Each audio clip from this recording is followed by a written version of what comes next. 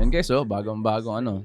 What's up YouTube? Chino here, back at it again. Welcome back to the channel guys. Bago na namang NFT ang i-review natin today. And actually, hindi ito masyadong bago para sa mga karamihan. Lalo na sa mga nakakakilala ng skill token. So tama kayo guys, Cryptoblades. Pero itong Cryptoblades na to, actually halos sila pa rin to eh. Pero ang maganda dito is upgraded version na to. Hindi na ito yung palo-palo lang, click-click lang na katulad ng ginagawa nyo nun. So, means to say na pinrove nila na hindi sila yung tipong rug pull ng mga developers and admins or owners ng game. Na alam mo yun, pag bumagsak, bigla nilang iiwan and then babag na lang nila yung pera and everything like that. So, hindi sila ganon. And ipapakita ko sa inyo, exciting yung mga nilagay nila dito sa website and sa white paper. So, again, check natin anong meron. Anong aabangan ninyo sa mga nagki-Cryptoblades and dun sa mga medyo nalugi ng konti sa nangyaring crash nung token na yon. Ito, guys, baka sakaling pwede ninyong i-reinvest yung tokens ninyo dito. Ang pangalan ng token nila ay King. So, K-I-N-G.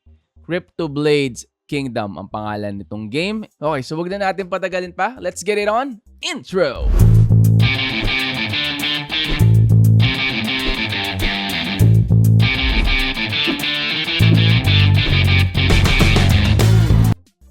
Okay guys, so ito yung landing page nila. And again, syempre for security purposes and lagi ko namang ginagawa, I will put the website link in the description below para pagka gusto ninyong silipin, click lang ninyo yung nasa description, it will take you directly doon sa website. Dahil alam naman natin ngayon guys, sikat na sikat nga ang play to earn, NFT games, crypto games, blockchain games, kung ano man ang tawag dyan. Napakaraming tawag pero play to earn naman talaga lahat dyan. So lahat, dahil sumikat, daming mga oportunista, mga scammers, mga phishing sites and everything. So yun yung mga iniiwasan natin. And makikita nyo din guys yung mga nasa taas, Twitter, Facebook, Discord, and yung Telegram nila. Lalagay ko din yan sa description para pwede kayong mag-click join agad dyan para ma-update kayo sa lahat ng mga announcements nila, kailan yung launch or something like that. Nakikita ninyo sa upper right, guys. Ito. Ayan, nakita nyo ba yan?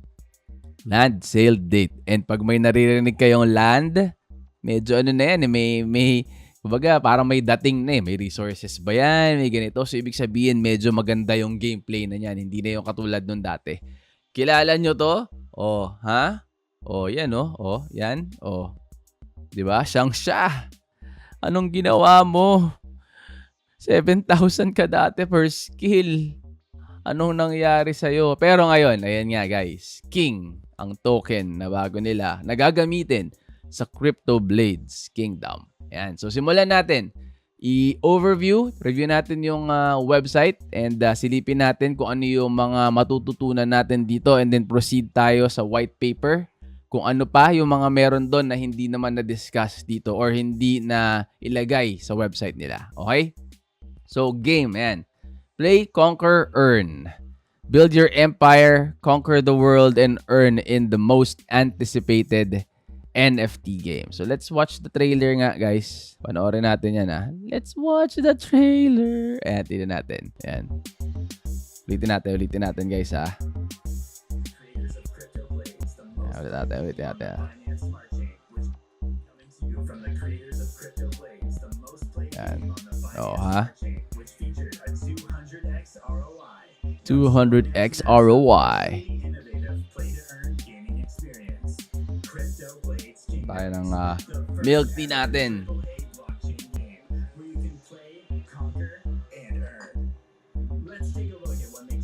Diba? Yan guys, bagong-bagong ano.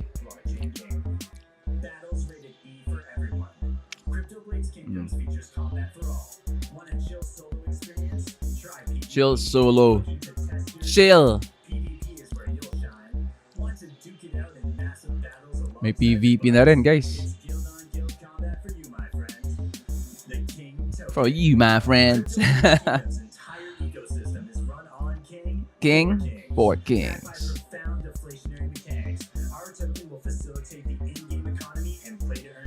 Ayan, no? Pwede ah. Oh, ba meron pa daw. Nga. All the skills you garnered, including swords and characters, are fully transferable between Cryptoblades and Cryptoblades kingdoms. Wow. Narinig niyo yun? Teka lang, pause ko ah. Guys, narinig niyo yun? Cryptoblades and Cryptoblades Kingdom, fully transferable daw yung NFT. Tama ba? Ulitin natin ha. Ayan o, Cryptoblades and Cryptoblades Kingdom, fully transferable. Ayan ha guys ha. Ulitin natin para sigurado. All the skills you garnered, including swords and characters, are fully transferable between Cryptoblades and Cryptoblades kingdoms. Oh yeah. Solid. Solid to, solid to. Quest, conquer, collect, and earn by playing Cryptoblades kingdoms. Solid. Something to look forward to. Kaya lang, alam ko meron pa yun. Mukhang nag-ano lang siya. Nag-buffer. Pero so far guys ha, yung... Ayan. Stay tuned to our Twitter @BladesCrypto for more @BladesCrypto. IDO. Ayan na. So guys, we will stay tuned to that. Again, if you're new to my channel, please do not forget to click that like, that subscribe, click that bell, set that to all. That way we'll always be notified with announcements, updates, anything and everything NFTs dito sa channel natin. Pag merong announcement si Cryptoblades, kahit na anong mga ginire-review natin, one snap, pag nakita ko yan, content upload agad, notified agad kayo. Para hindi kayo nahuhuli sa balita. Para lamang, di ba? Lamang ang unang nakakaalam. Yan. So, yun yung ano niya, yun yung trailer niya. And let's proceed with the rest of the website review. Intro to the world, become the king of all kings. The world of Cryptoblades kingdoms is contained within 4 warring nations realms. A 5,000 by 5,000 area with 250 25 million, daming zero, di man lang nilagyan ng kama kasi. 25 million claimable lands make up the world. These claimable lands are grouped into 50 by 50 territories for a total of 400 territories within Cryptoblades kingdoms. Upgraded to astiga. Kudos Cryptoblades, kudos to you guys. Hindi nyo pinabayaan yung community. Wait, hindi yata sila marunong mag-Tagalog. Englishin natin ng konti. To the developers and admins of Cryptoblades, thank you guys for at least sustaining and trying to bring up or upgrade Cryptoblades. We thought that you already have forgotten about your community when the skill token crashed. So this one is very promising, and I think most of the people that knows Cryptoblades, as well as those that are not yet informed about this game, would most likely be, you know, interested or intrigued in joining yung bago nyong game, your new game. Yan. Okay, so the entire map will reside on one blockchain per game instance, but eventually there may be multiple game instances across multiple blockchains. The game will start on BSC or Binance Smart Chain, my favorite network kasi nga mura ang gas fees, but plan to expand to others. Yan, yung mga pictures ng mga ano, tingnan natin. Yan no. Alam nyo guys, inisip ko lang no. May animations kaya to, like gumagalaw ba yung mga tao or steady lang ba yan na click-click lang din, may user interface pero hindi sila yung animated. Yan yung ano ko iniisip ko eh. Bali dun sa ano nila kasi sa teaser or sa trailer na pinakita ko sa inyo, puro ano lang, kumbaga what to expect eh. Hindi nila nilagay yung mismong parang demo. So yan. Parang umulit-ulit lang sa naka-loop lang yata yan. Okay. So, simulan natin kay your kingdom. In Cryptoblades kingdoms, players start from a small single node village but have the ability to expand their empire and influence on the land. Within weeks, an efficient village may be ready to recruit missionaries to further expand their reach. So, villages na siya. Parang ang dating siguro, nagbe-build ka ng ano mo eh. Ano ba yun? May mga ganun, may mga ganong games na eh. Yung mga hindi naman play to earn. Hindi naman siya play to earn, pero parang nai-imagine ko lang. Na-imagine nyo ba? Yung parang magbubuo ka ng village mo, and then, kumbaga, magdadami yung mga warriors mo or yung mga army mo, and then pupunta ka sa ibang village. Tapos, para magbabattle ka, tapos pagbalik mo, may bago ang mga resources na dadagdagan yung resources mo. Ewan ko kung ganun yung ano nila, kung ganun yung concept na gagawin nila dito, pero yun yung naiisip ko. Ano sa tingin ninyo, guys? Lagay nyo sa comment section yung hula ninyo kung ano yung magiging gameplay nitong Cryptoblades Kingdoms. And again, like yung ibang mga ano natin, like yung ibang mga fini-feature natin na NFT games na mga nire-review natin, sana bigyan tayo ni Cryptoblades ng opportunity para sa beta or alpha testing, kung meron silang beta or alpha testing dito sa Cryptoblades Kingdoms, para magawan natin ng content, upload natin, makita nyo agad, and mapaghandaan ninyo kung gusto ninyong sumali. Kailangan pa ninyong mag-ipon para pambili ng King's Token. At least alam na ninyo na, okay. So, aabangan ko yung Cryptoblades Kingdom. Interesting yung yung gameplay. And mukhang promising yung laro. Hindi sa katulad no iba. So, parang ganun. Okay, so read more natin yan, yung Your Kingdom. Let's see. So, ayan. The world of Cryptoblades Kingdoms will be a 5,000. Yan yung sinabi ko kanina. Sinabi ko rin yan. Sinabi ko rin to. Parang inulit niya lang din. Ito. Parang sinabi niya rin yan eh. The world will visually be represented as hexes instead of traditional tiles. So, hexes daw. All villages will have 3 primary resources. Ayan na, resources guys. Stone, clay, and wood. Uy, surprisingly, walang gold. Kasi parang normally sa mga ibang games, yun yung wood, food, gold, clay naman yun sa kanya. So, yun yung yun yung resources, primary resources. So, ibig sabihin, meron pang mga iba siguro na parang mga secondary or something na ginagamit naman para sa iba. Siguro may water or may something na ganyan. Okay.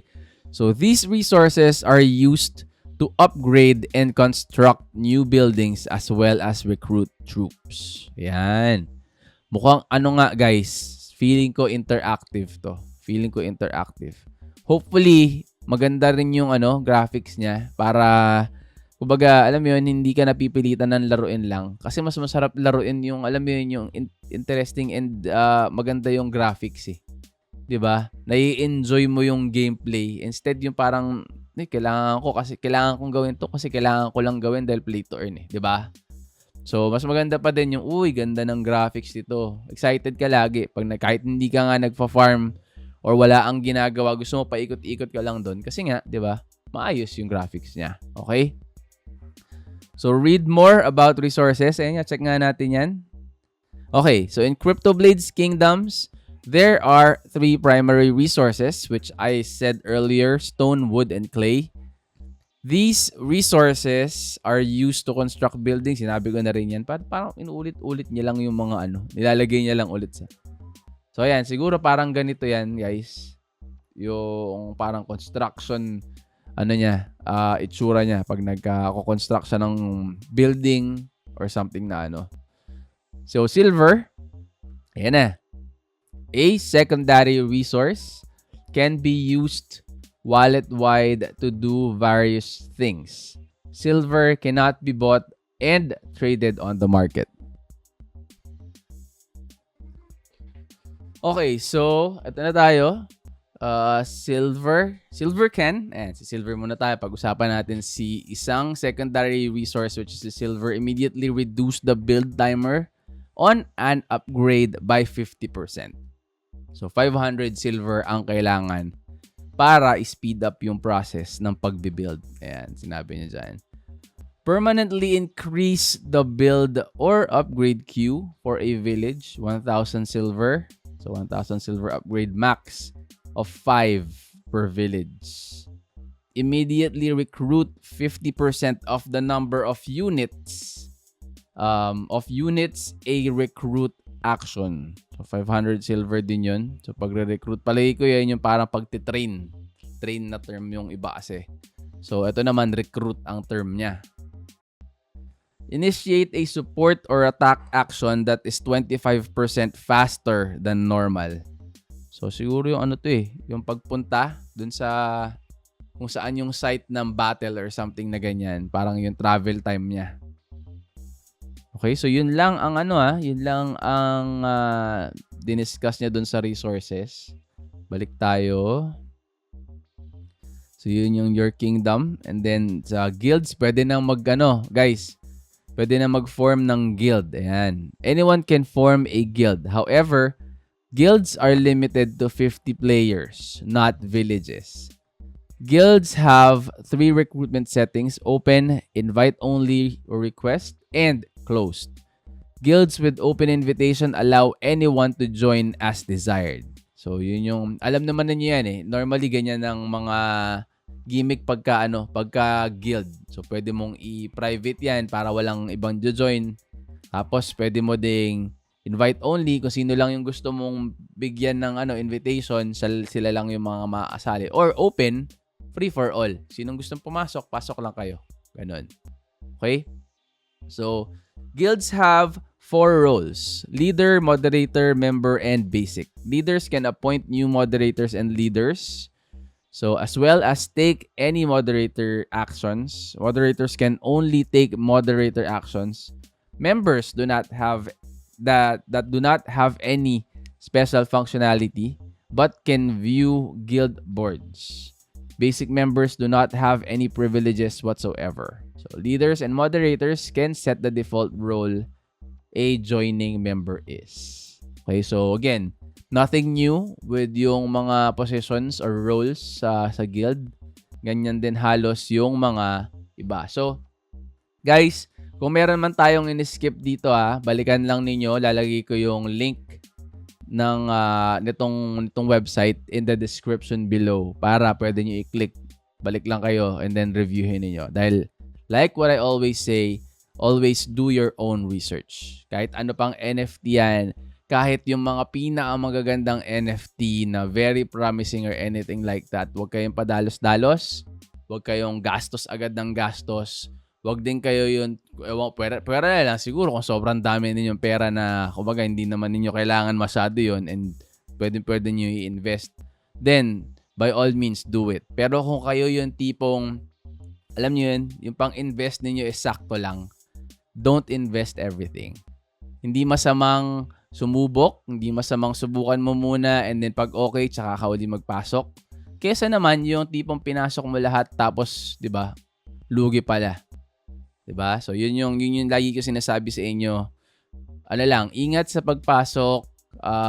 Kumbaga, lagi lang ninyong tatandaan na hindi porke maganda yung graphics or ganyan, maganda na din yung kitaan or something. So, research lagi.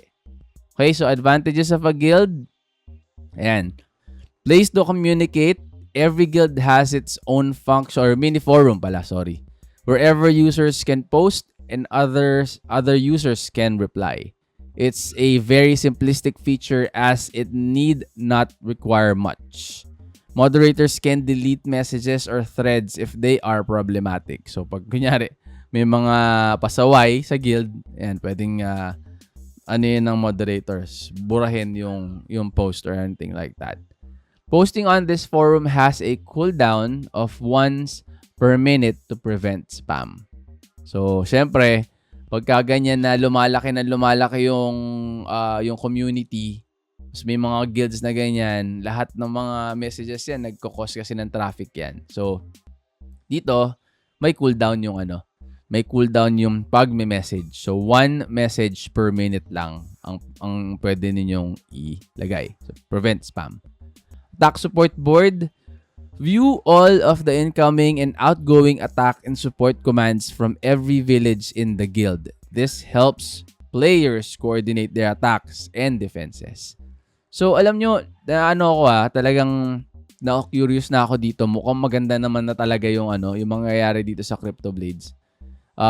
May attack and support, tapos pwede kayo magtulungan. So, pwede kayo magtulungan sa pagsusupport or pagde-defend. Okay? So, status board, view all of the villages in the guild, their scores, their constructions, and army sizes. This helps players understand what their guildmates are doing and then fill in any gaps they see on their own. So, yun. Kumbaga, tulungan ng nakikita kung ano yung ginagawa nila. So, kung kunyari, siguro pwede kang magpadala ng builder or something or magpadala ng resource.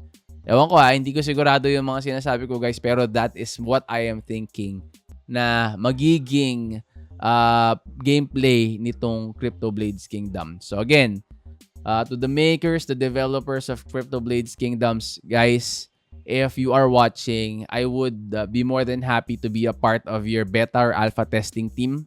That way, we could feature and show the community what they can expect when this game launches. Okay? So you can get in touch with me.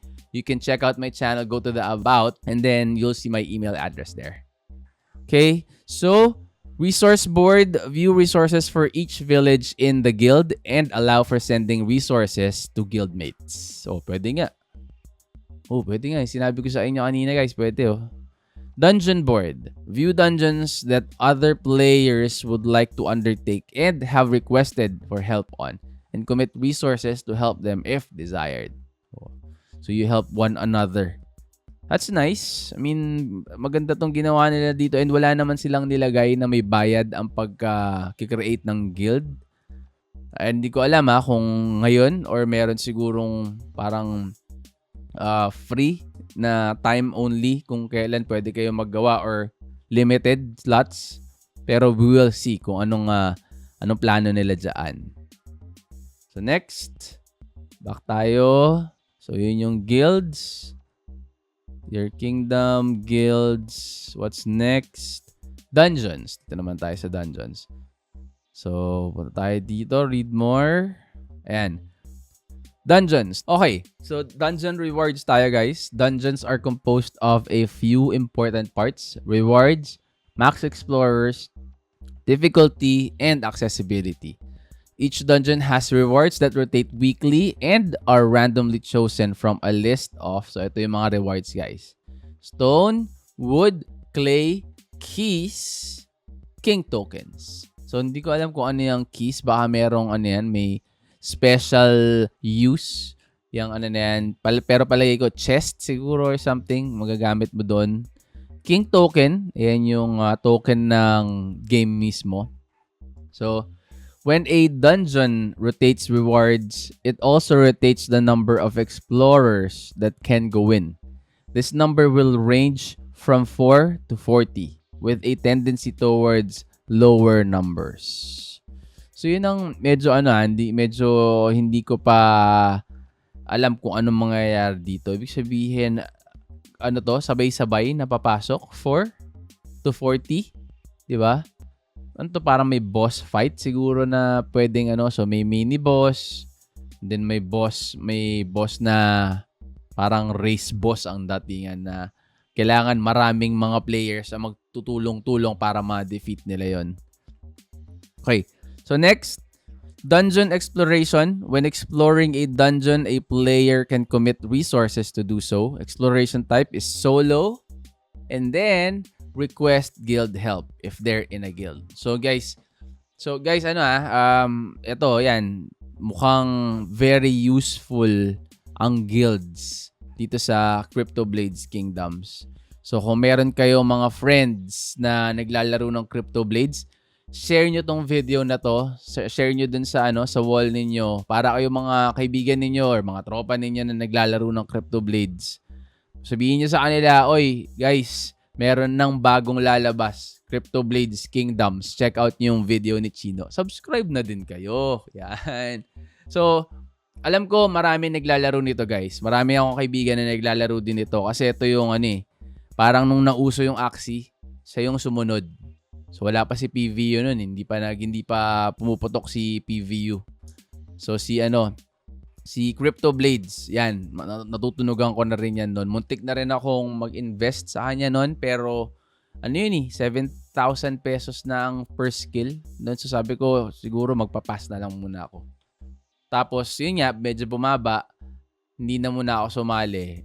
And siguro blessing in disguise na din, after some time, nag-come up ng ganito. Ito, palagay ko guys, magkikita-kita na tayo dito. Okay? So, gagawan ko ulit siya ng content. This will not be the last. So, make sure to like, subscribe, click that bell, set that to all. Share this video. That way, yung mga friends ninyo, makapanood din nila and they would know what to expect. Okay? Gawa tayo ng guild. Hopefully, magkita tayo in-game. Okay? Next is rewards.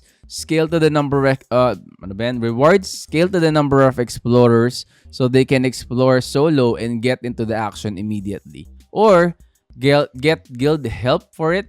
Any number of players can explore a dungeon at a time. Sabi niya, any number of players. So, but sabi kanina for up to 40 daw. 4 to 40 daw. So, baka dito, baka naman pwede nga kahit gaano karami, no? Or depende sa dungeon na papasukan siguro. Kung boss dungeon yan, pwede as many as you can. Pagka yung mga mini boss lang, palagi ko may limit lang kung ilan yung tao na or ilan yung players na pwedeng sumali sa game. Okay. Cryptoblades heroes. Players can commit or deploy their Cryptoblades heroes. Armies. In addition to committing Cryptoblades heroes for exploration, players may commit armies from their villages. So, like what I mentioned earlier, yung sinasabi ko ang naiisip ko, parang may village, then may mga buildings na nagpo-produce ng mga armies. Siguro mga swordsman or mga archers or whatnot, mga ganun. And then, habang dumadami. Okay, so ito na, guys. Yung binention ko kanina, dungeon difficulty. Normally, yung mga ganitong games, merong dungeon difficulty di ba? Parang, etong dungeon na to, kumbaga easy lang. Etong dungeon na to, medyo intermediate. Etong dungeon na to, ito yung hard. Tas itong dungeon na to, ito yung hardcore. Parang ganun ang gimmick niya. Okay, so, dungeon difficulty is randomly generated at reset as well. Difficulty will be a number from 1 to 3 and a power level and an element following CBK combat rules. So CBK is Cryptoblades Kingdom. So CBK combat rules. The number 1 to 3 is the number of segments in the dungeons. Very short, and normal. So I wonder gaano katagal yon yung very short, gaano katagal yung short, and gaano katagal yung normal. So, some dungeons are locked and require a key to get in. Baka para dun yung loot kanina na key. Diba? So, at most, this would be 1 dungeon per chunk with keys obtainable from any dungeon that drops them. O yun nga. Sagot yung tanong natin. Yung key para dito sa dito pala sa dungeon difficulty. Keys are not locked to a dungeon. Locked dungeons offer an additional reward that is slightly higher than the other 2 rewards. Additionally, locked dungeons are always considered to be long or 4 stages. Okay, so dapat may enough time ka and di ko alam kung ilang minutes or siguro minutes lang naman, di naman siguro aabot ng hours yun. Okay, so yun. Ba tayo? Yan. Dungeons and quests. Complete quests to earn king tokens and conquer dungeons for treasures. Dungeons are composed of a few important parts. So, rewards, max explorers, difficulty, and accessibility. Each dungeon has rewards. Randomly chosen. Ito rin yung kanina, guys. So, yung nakita natin dito, most likely, parang sinummarize niya lang. Nilagay niya dito. Token mechanism leverage the system to earn more. King is the token of Cryptoblades kingdoms with 1 billion king in supply and a small portion being burned when spent in-game is a deflationary token. Cryptoblades players are able to utilize the one-way skill to king conversion to hit the ground running. So again guys, mga players natin dyan, mga players ng Cryptoblades na original Cryptoblades with the skill token, pwede ninyo ma-utilize yon and convert it to king. Okay, pwedeng skill to king, pero hindi po pwedeng king to skill. Okay, next, the planetary system. All king transactions with Cryptoblades kingdoms will burn a portion of king. Resource generation. Level up your kingdom to increase resource and king output and power your exploration and warfare efforts. NFT rewards. Take part in our NFT marketplace to list or buy NFTs with King. So, yung King token, pwede ninyong gamitin doon. So, ito guys, punta muna tayo dito sa team. From the makers of Cryptoblades, the most played crypto game in the world. Yan. So, Philip Divine, siya yung founder. Meron din isa pa, si mukhang woke up like this si Sir. Woke up like this. Raymond Hammerling, founder. Parang ako lang to nung gumawa ako nung isang video ko ha. Paggising mo pa lang, gawaan na ng video dahil kailangan yung malaman kung anong kailangan gawin. Daniel Karsay, blockchain developer. So ito mukhang tsura niya talaga mukhang developer guys. Ganyan yung mga itsurahan, yung mga nakabonet, tas medyo, alam yun, gamer ang itsura. Kyle Kemp, front-end developer talaga. Side view yung nila. Picture niya, side view. Okay. Incubated by cdfi.fund and their partners are the ones as follows. Yan. So, check out nyo na lang din yan when you do your research. Pero I think, Cryptoblades naman, kilala nyo na yan. Pero, since bago to, check nyo din. Ano bang bago dyan? Ano bang meron dyan? Para at least alam niyo kung ano yung kailangan ninyong gawin. Okay? So, ano pa ba? Ito tayo sa mukhang na natin itong mga ito na-discuss na natin lahat yan. So, dito tayo. Tingnan natin yung about. Ito din yun. Yung kanina. Token. Ito. Ayan. Ito. King is the new token that's coming with CBK. It will be a deflationary token where 5% of it is burned when spent in-game. There will be a one-way conversion of skill to king, like what I said earlier, and 1 billion king supply. So, action that cost king. In-game, there will be many ways to spend king. Almost every action will require it. Upgrading a village, sending an attack or support, claiming a new village, canceling anything, nicknaming your wallet. So, yun pa. And then, other things will not be handled with the blockchain and thus will not cost king. Using the guild forum and using the mail system.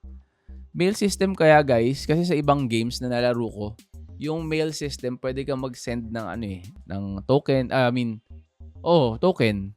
Or kung ano yung in-game currency, pwede lang gamitin yung mail system. And I wonder kung dito sa Cryptoblades Kingdoms is yung mail system is pwede din. So, malalaman natin yan. Hopefully, we will be chosen dun sa alpha or beta testing na gagawin nila para malaman natin and makuha natin yung sagot sa mga tanong natin.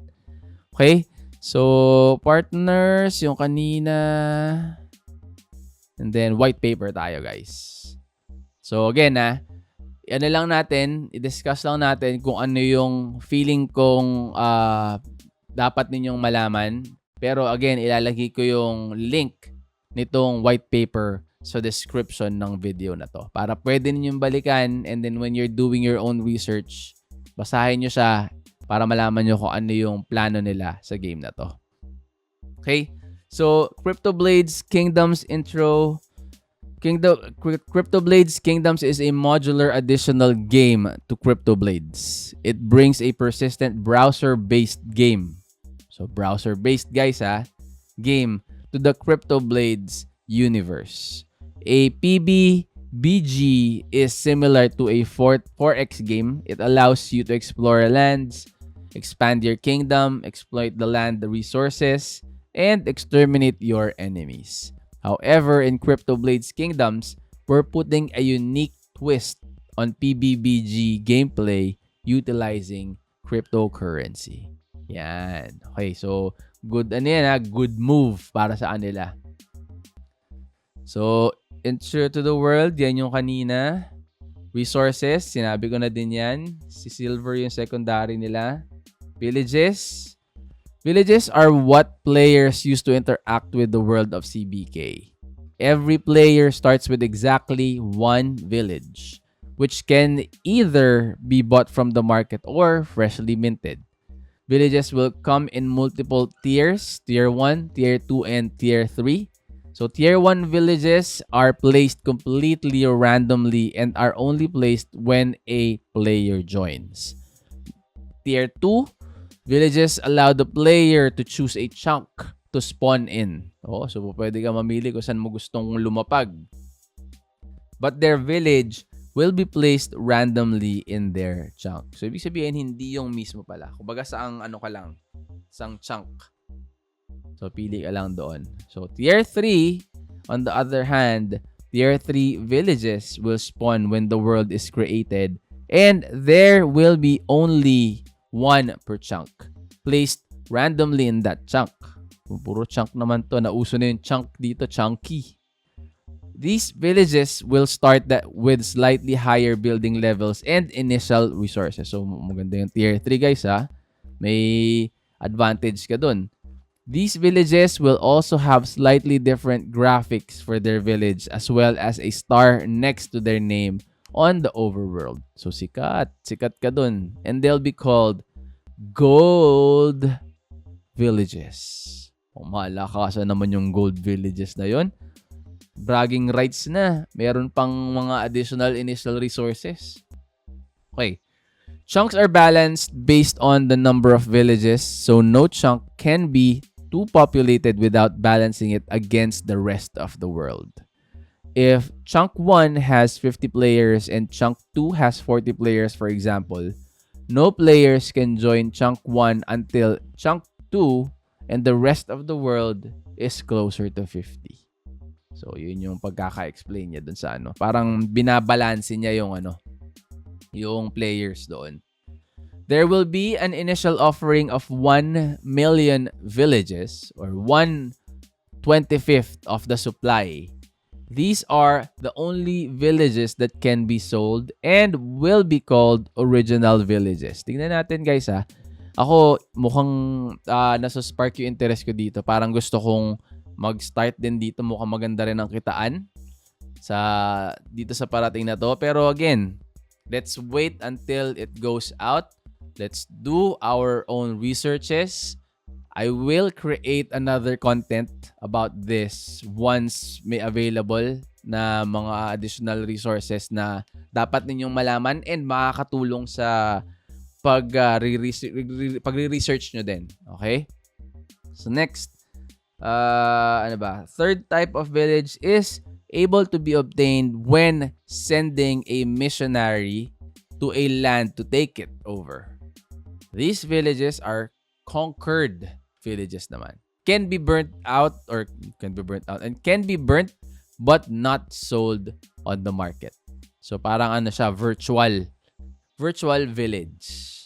Some empty villages will spawn on the map. These are barbarian villages, meaning that they only exist to get attacked. So parang sila yung pagkukuhaan ng resources. Ayan, they will slowly generate resources over time. Villages are considered abandoned if they're left alone for more than 2 weeks. This is purely cosmetic but will attract many players to raid the village for resources if they know it's not being actively protected. So, may ganung din siya. Parang ewan ko kung parang alam mo yung mga Clash of Clans, mga atakan ng mga village. Parang ganun siguro or meron pa mga ibang mga games din na ganun din yung gameplay eh.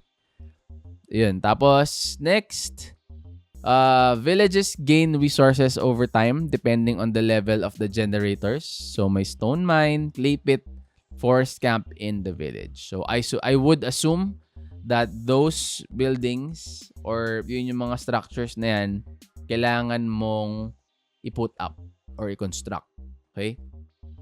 All villages have buildings that can be upgraded. Each building uniquely helps a village grow.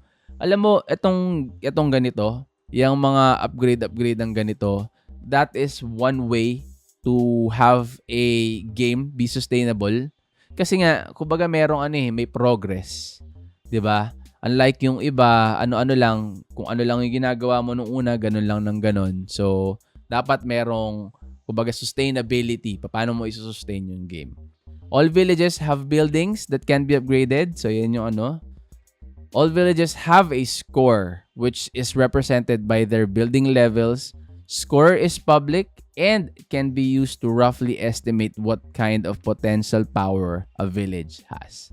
So, pag mataas yung power mo, medyo yung mga uma-attack, iwas sa'yo. Pero na lang siguro, o medyo malakas din yung a-attack sa'yo. Means na, siguro, the more powerful the village is, the more resources yung mga attackers can get kung successful sila sa pag-attack.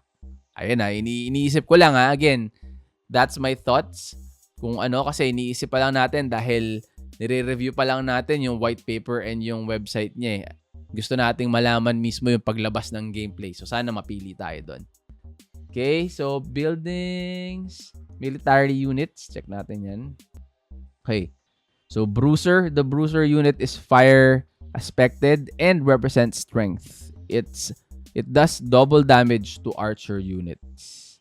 The mage unit is water aspected and represents intelligence. It does double damage to bruiser units. And archer, the archer unit is earth aspected and represents dexterity. It does double damage to paladin units. The paladin unit is lightning aspected and represents charisma. It does double damage to mage unit. So, kailangan guys, balikan nyo tong white paper for this one para malaman ninyo which one defeats what. Or hindi naman defeats, pero has a higher damage output pagka iba yung aspect nung or yung class siguro. So, mercenary unit is unaspected and represents raw power. It has no strengths or weaknesses to other units. So, neutral si mercenary. Walang additional, wala rin siyang handicap sa ibang units. Okay, combat. Attacking and defending village. Combat happens when a village issues an order on another village. At the time of issue, an attack order is made to travel from the starting village to the destination village. The attacker will send an army containing up to 1 Cryptoblades hero, as well as any number of troops from their village. The time of travel is the time to travel. Ano ba yan? The time to travel to the subsequent village will follow traversal rules. Attacks operate as follows. Add up the total attack of the attacking army versus the defending army. Attack goes up by one per unit the attacker has and is doubled for a specific unit count up to the number of enemy units it's strong against. Then add the smithy bonus.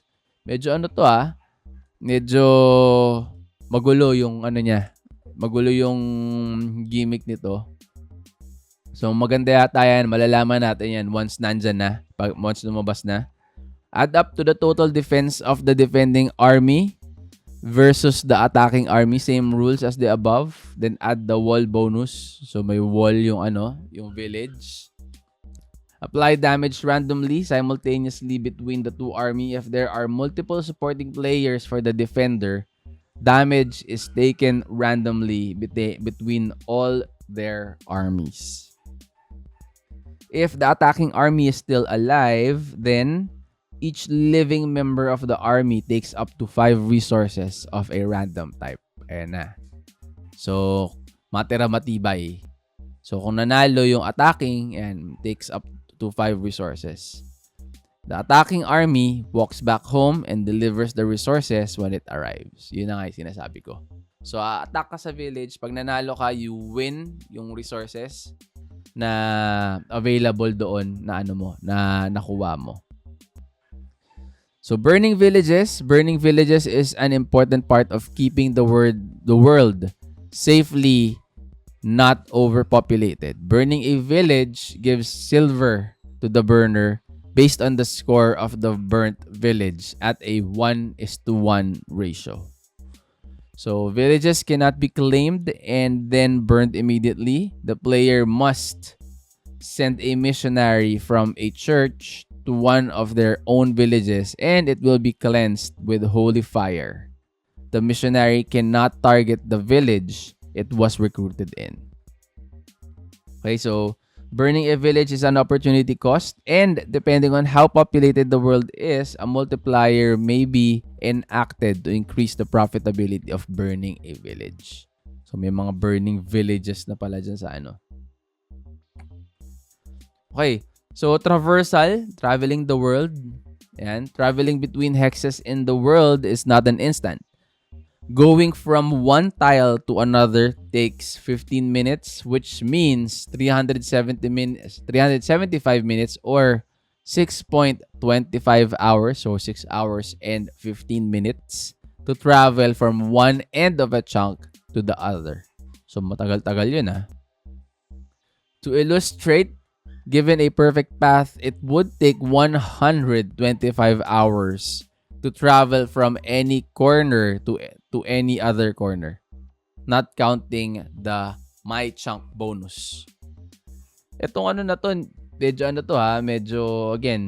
medyo gray area, and mas may explain ng tama to kapag yung actual na yung pinapakita sa inyo. Okay, so to encourage short trips, traversal within a chunk is half of the time it would normally be, as most players will spend time within their chunk more than anyone else. If a player owns villages in both chunks, the current chunk refers to the chunk the village that executed the traveling order is from. Medyo medyo magulo tong traversal nila na to. Kailangan mas maganda yung actual para malaman natin kung ano ba talaga ang ibig sabihin yan. So, next tayo. Your kingdom. As a player in Cryptoblades Kingdom, players start from a small single node with the ability to expand their empire. After a week or two, an efficient village will be able to recruit missionaries to further expand their reach. So, maganda tong na to. Ito na nga sinasabi ko yung mga games na parang mga games na nilalaro natin dati sa phone. Actually, madalas yan sa phone mga ganyang mga gameplay.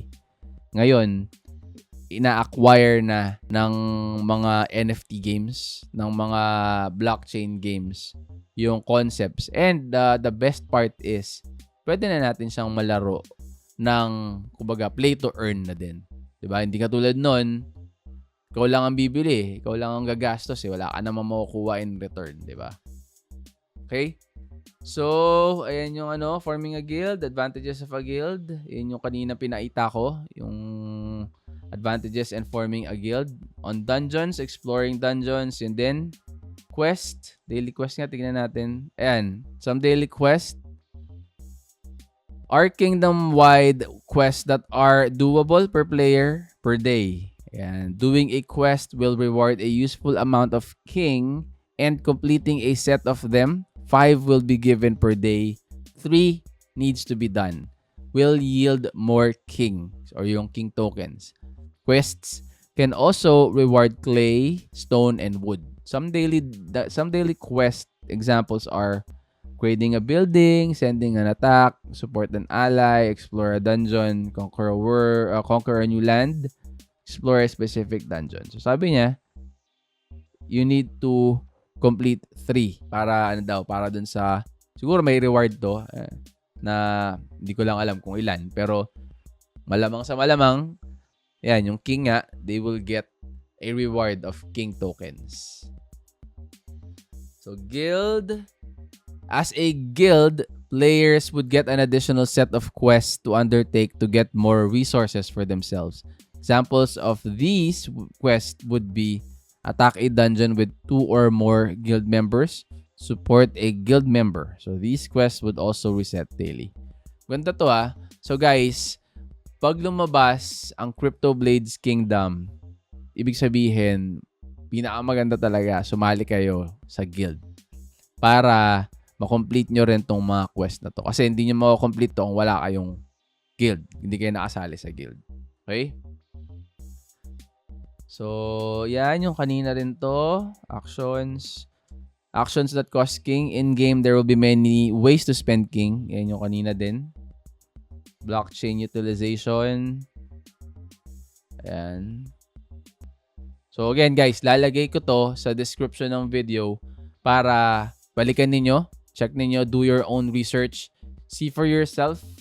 Ano ba to? May future ba to? Ito ba yung magbabalik sa Cryptoblades sa pedestal? Dun sa level ng Axie o baka tumaas pa sa Axie Infinity. Very promising and nai-imagine ko yung mga gusto nilang mangyari.